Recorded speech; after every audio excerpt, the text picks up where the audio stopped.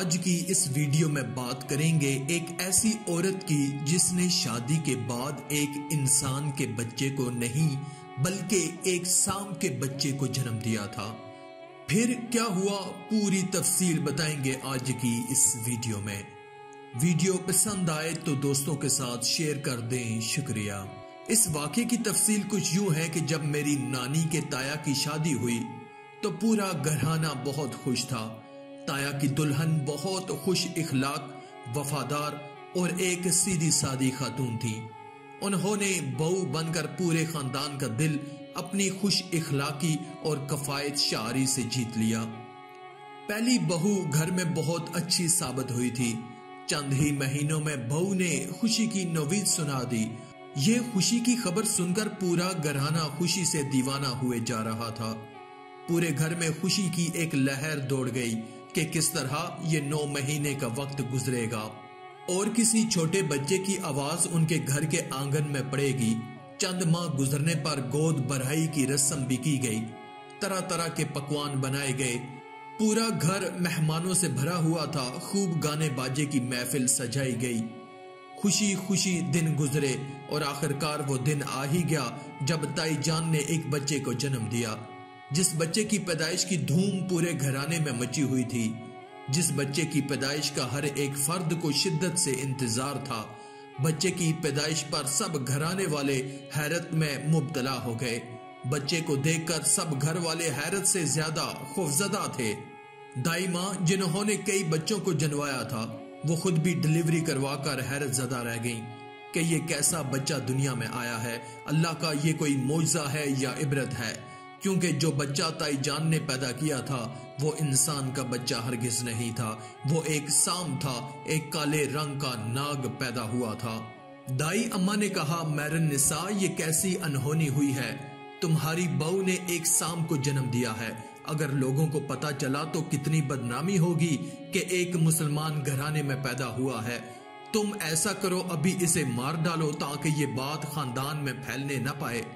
खानदान भर और मोहल्ले में ये कह देंगे कि बच्चा मरा हुआ पैदा हुआ है।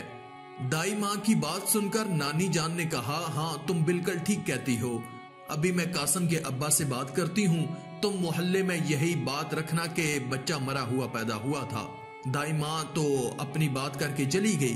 दादी जान और दादा जान अपने बेटे कासम के पास आकर बोले, तुम और तुम्हारे अब्बा जल्दी से जाकर इस नाग को मार कर दफना कर आ जाओ, वरना पूरे खानदान में बदनामी होगी।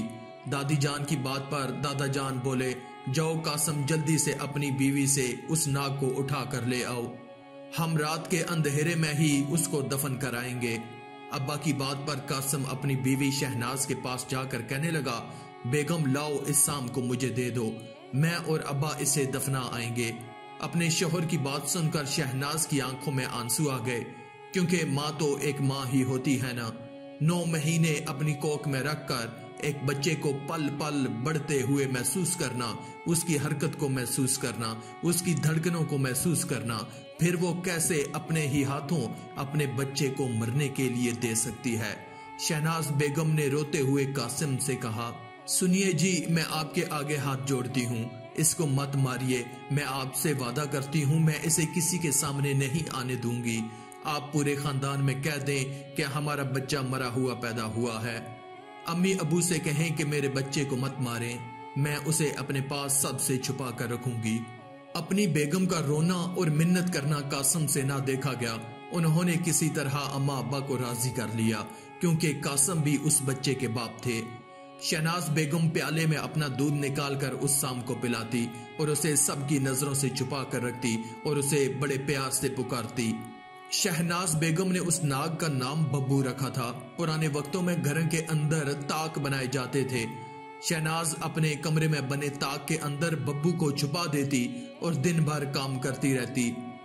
बब्बू की जबान तो ना थी कि वो बोल पाता, मगर शहनाज बेगम की हर बात को बखूबी समझता था, उनकी बात को मानता भी था। कुछ वक्त ही गुजरा था कि शहनाज बेगम फिर उम्मीद से हो गईं।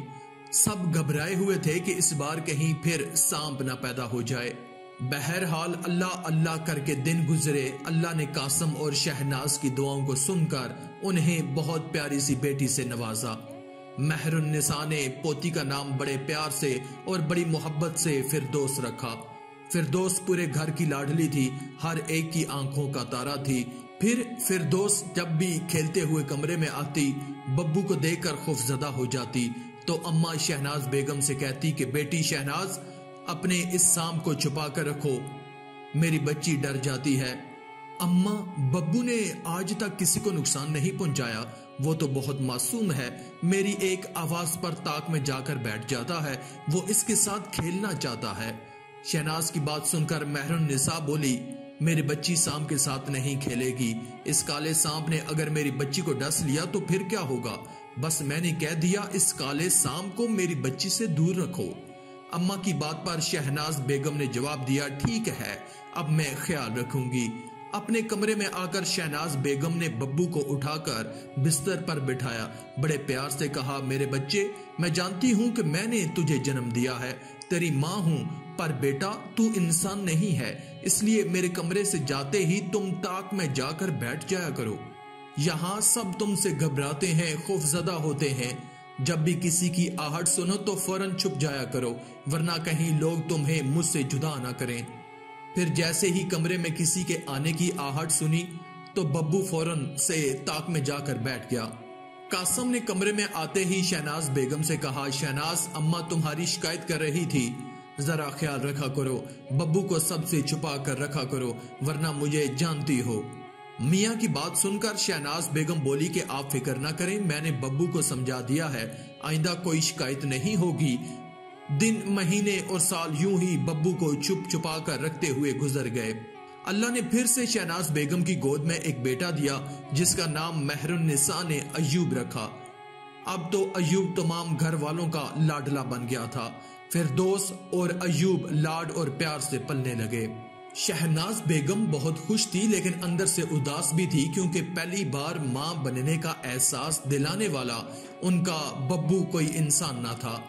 शहनाज बेगम उसे दिलो जान से प्यार करती थी, उसके खाने पीने का खूब ख्याल रखती। वो एक बहुत फर्माबरदार बच्चा था। शहनाज बेगम की हर बात को समझता था और उस पर अमल करता था, और बहुत ही प्यार से शहनाज बेगम के साथ लेट जाता। पुराने वक्तों में जल्द ही शादी करने का रिवाज होता था। जैसे ही फिरदौस ने जवानी की दहलीज पर कदम रखा तो महरुन्निसा और बाकी घर वालों को भी उसकी शादी की फिक्र हो गई। कई रिश्ते देखने के बाद आखिरकार एक रिश्ता समझ में आ गया और फिर फिरदौस की शादी पक्की कर दी। शादी की तैयारियां मुकम्मल हो गईं तो अम्मा ने कासम और शहनाज को बुलाकर अपने पास कहा कि देखो बेटा, अब घर में मेहमान जमा होंगे, शादी का घर है, मेहमानों के साथ साथ बेटी के ससुराल वाले भी आएंगे। अगर बब्बू को किसी ने देख लिया तो हंगामा हो जाएगा। अब से इसको किसी तरह से छुपा कर रखना होगा ताकि बेटी के ससुराल वालों और रिश्तेदारों से इसे छुपा कर रखा जा सके। अब्बा और अम्मा की बात सुनकर कासम बोले, आप दोनों ठीक कहते हैं, अब हम उसे ताक में छुपा कर रख दिया करेंगे ताकि किसी की उस पर नजर ना पड़े। शहनाज बोली, हाँ अम्मा फिक्र ना करें, ऐसा ही होना चाहिए, कोई गलती ना हो। शादी की रस्मात शुरू हो गईं। फिर फिरदौस को मायूं बिठाया गया, घर को सजाया गया, रोशनियों से जगमगाता घर, शहनाइयां बज रही थीं, खूब हल्ला गुल्ला और शोर था। घर की सबसे लाडली और अकलौती बेटी की शादी जो थी, माइयों की रस्म अदा की गई तो खानदान की औरतों ने मिलकर खूब गाने बजाए। नाच गाने की महफिल ने पूरे घर को रौनक बख्शी हुई थी। रस्म करने के बाद जब ससुराल वाले चले गए, बस कुछ खानदान के लोग घर में रुके हुए थे। शहनाज बेगम सबसे नजर बचाकर प्याले में दूध लेकर अपने कमरे में गई और ताक में छुपे बैठे काले नाग को दूध पिलाकर तसल्ली का सांस लिया। काफी देर से बब्बू ने कुछ खाया पिया नहीं था, वो बहुत भूखा था। शहनाज बेगम बहुत फिक्रमंद थी। मेहमानों की वजह से वो शाम को कुछ भी खिलाने पिलाने के लिए नहीं दे सकी थी। बारात की आमद होने वाली थी, सब तैयारियों में मसरूफ थे कि अचानक खानदान की एक औरत को किसी काम से शहनाज बेगम के कमरे में जाना पड़ा। तो ताक में पड़े पर्दे को जैसे ही हटाया, वहां काले रंग का एक बहुत बड़ा नाग बैठा हुआ था। शहनाज बेगम फौरन कमरे में गई, उस खातून को कहा, तुम घबराओ नहीं, मैं इसको भगा दूंगी। बाहर जाकर इस बात का किसी से जिक्र न करना, वरना सब मेहमान डर जाएंगे। उस औरत ने कहा, ठीक है, मगर तुम इसे भगा दो वरना ये सबको डस लेगा। वो खातून तो डर कर वहां से चली गई, मगर शहनाज बेगम फिक्रमंद हो गई कि अगर किसी ससुराली रिश्तेदार ने देखा तो फिर दोस्त अपने ससुराल में सबको क्या बताएगी, क्या जवाब देगी, हमारे घर में नाग का क्या काम है। कहीं फिर दोस्त के ससुराल वालों को अगर पता चल गया कि फिर दोस्त का भाई एक नाग है, उसकी माँ ने एक नाग को जन्म दिया है, अगर ऐसा हो गया तो क्या होगा। बेटी के ससुराल का मामला है, कहीं उसे ताने सुनने को ना मिले, कहीं उसका घर ना खराब हो जाए। या खुदा, मैं क्या करूं, अब इसको कहां छुपाऊं। कुछ देर में बारात घर आ जाएगी, मेहमानों से भरा हुआ घर है, समझ नहीं आ रही कि मैं क्या करूं। अपनी फिक्रमंदी में शहनाज बेगम ने ताक में बैठे नाग से कहा, मैं तुमसे कह रही हूं, अच्छी तरह से गौर से सुनो, आज तुम्हारी बहन की शादी है, बारात घर आएगी, लोग तुमसे डरते हैं, बारातियों के सामने मत आना वरना लोग तुम्हें एक सांप समझकर मार डालेंगे। मैं उन लोगों को कैसे बताऊंगी कि तुम उन लोगों को कभी नुकसान नहीं पहुंचाओगे। यहाँ कोई मेरी बात समझने वाला नहीं है, कहीं तुम्हारी बहन का घर बसते बसते खराब ना हो जाए। बारात आने वाली है, मुझे बारातियों के लिए शुक्राना भी तैयार करना है, बहुत से काम है। मैं ऐसा करती हूँ कि मैं इस ताक में एक डब्बा रख देती हूँ, जरा आगे करके तुम उसके पीछे छुप कर बैठ जाना। कोई भी कमरे में आए तो इस डिब्बे के पीछे से मत निकलना, ठीक है ना, तू समझ गया। शहनाज बेगम की बात सुनकर नाग ने अपनी जुबान बाहर निकाली और अपना सर हिलाया तो वो मुतमईन हो गई और अपने कामों में लग गई। पुराने वक्तों में शादियों में बारातियों का इस्तकबाल करने के लिए चावलों का शुक्राना बनाया जाता था, जिसे बारातियों को खिलाकर उनका इस्तकबाल किया जाता। यह भी एक रस्म थी। शुक्राना दरअसल चावलों को उबालकर उसको थाल में सजाकर उस पर घी और शक्कर डालकर पेश किया जाता था। इस डिश को शुक्राने का नाम दिया जाता है। शहनाज बेगम चावलों को उबालने में मसरूफ थी। वो बब्बू की तरफ से मुतमईन हो चुकी थी कि उसी वक्त कमरे में एक बच्चा चला गया। उसने ताक में रखे डब्बे को देखा तो डब्बा मिठाई का था। उस बेचारे ने चारपाई पर खड़े होकर मिठाई का डब्बा उठाया तो उसके पीछे छुपे काले रंग के बड़े सांप को देखकर डर गया। बच्चा जोर से चीखने लगा। बब्बू को अम्मा की बात याद आ गई। वो फौरन घर की नाली में जाकर छुप गया। जैसे ही बच्चे की चीख पर लोग कमरे में जमा हुए तो वहां कोई न था। बच्चे के शोर शराबे को घर वालों ने वहम का नाम दिया। शहनाज बेगम बहुत परेशान हुई और दिल में सोचने लगी कि वो कहां जाकर छुपा होगा। वो अभी तक अपनी परेशानी और सोचों में गुम थी कि वो महरुन निसा की बात पर चौंक पड़ी। शहनाज, अब जल्दी से शुक्राना तैयार करो, बारात आती होगी। यहाँ कोई नाग नहीं है, आप सब बाहर बरामदे में चले जाएं। महरुन निसा सब मेहमानों को लेकर सबसे बड़े बरामदे में चली गई। शहनाज बेगम ने खोलता हुआ उबले चावलों का पानी नाली में डाल दिया जहां पर बब्बू छुप कर बैठा था। अनजाने में शहनाज बेगम के हाथों से बब्बू मौत का शिकार हो गया, जिसे दुनिया से छुपाकर कई सालों तक ममता के सहारे पाला, मोहब्बत, शफकत और अपनायत दी। आज एक माँ के हाथों अनजाने में उसका अपना बेटा खाक में मिल गया। अभी शहनाज बेगम उसकी मौत से बेखबर थी कि बारात आ गई। शुक्राना तैयार करके बारातियों का इस्तकबाल किया गया। मौलवी साहब ने निकाह पढ़ाया। सब एक दूसरे से गले मिलकर मुबारकबाद दे रहे थे। फिर खाना खिलाकर दुआओं के साथ अपनी प्यारी बेटी फिरदौस को रुखसत कर दिया। सब मेहमानों के जाते ही शहनाज बेगम और कासम ने मिलकर पूरे घर में बब्बू को ढूंढा। वो कहीं नहीं मिला। शहनाज बेगम का रो रो कर बुरा हाल हो गया था कि कासम के छोटे भाई नाजम जब नाली के पास गए तो उन्होंने बब्बू का मुर्दा जिस्म वहां देखा। उसे उठाकर बरामदे में ले आए। वो जलकर मर चुका था। उसे मुर्दा देखकर शहनाज बेगम खूब रो रही थी और कासम भी उदास था।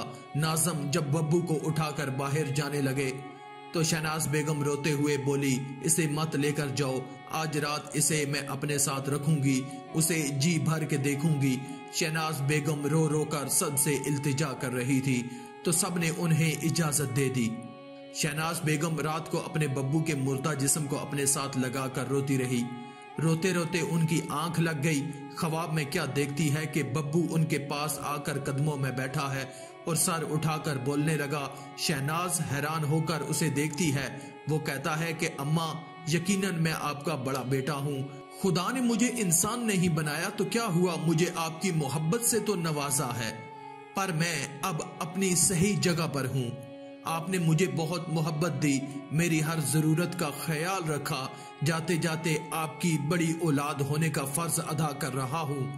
मेरा जिस्म बेच देना, जब जरूरत हो तो समझ लेना कि तुम्हारे बेटे ने एक अच्छा बेटा होने का हक अदा कर दिया है। इतना कहकर वो उनके कदमों से चला गया और वो नींद की हालत में उसे जोर जोर से पुकार रही थी।